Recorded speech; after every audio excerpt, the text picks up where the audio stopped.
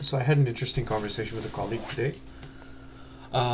Basically, he talked about how 2 years ago he was in high school and he started an Amazon storefront, basically an FBA thing fulfilled by Amazon, private label. So he would get the product from China, ship it straight to Amazon warehouses in the US, and it would sell from there to US customers, distributed straight out.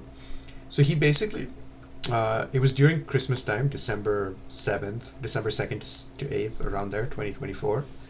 And it was basically like a boxing stand or like a boxing bag, right? So a kit to basically set up a punching bag.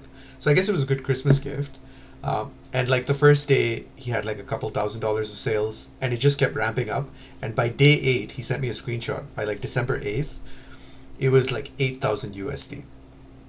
And the problem was he was a high school kid, and he could not afford to pay for the inventory that would fulfill this order. So he said his margins were roughly 30%.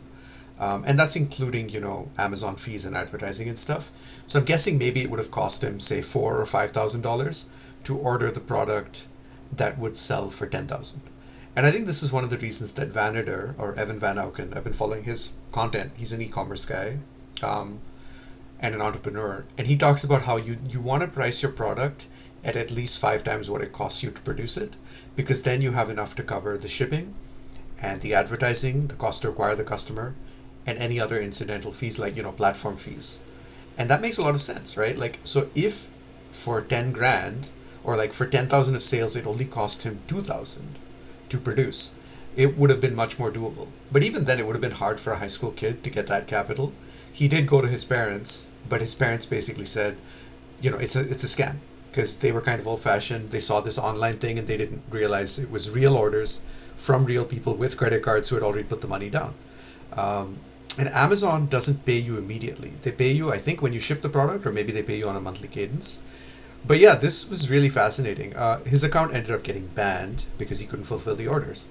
But it got me thinking, like, how hard would it be to get a bank to finance you if you already have pre-sales, right? If you have orders, and so you have guaranteed revenue as long as you can get the capital to fulfill the orders. But yeah, so I'm going to talk with him. Maybe there's a way to restart whatever the project is, but I have a meeting with an Amazon consultant on Friday. That's for our product, and we're going to see if we can get the storefront up. So I'm curious to see, with just like a few $100s invested in an Amazon storefront, what kind of performance can we expect? And I think it's worth taking those little forays into the unknown just to see what comes back.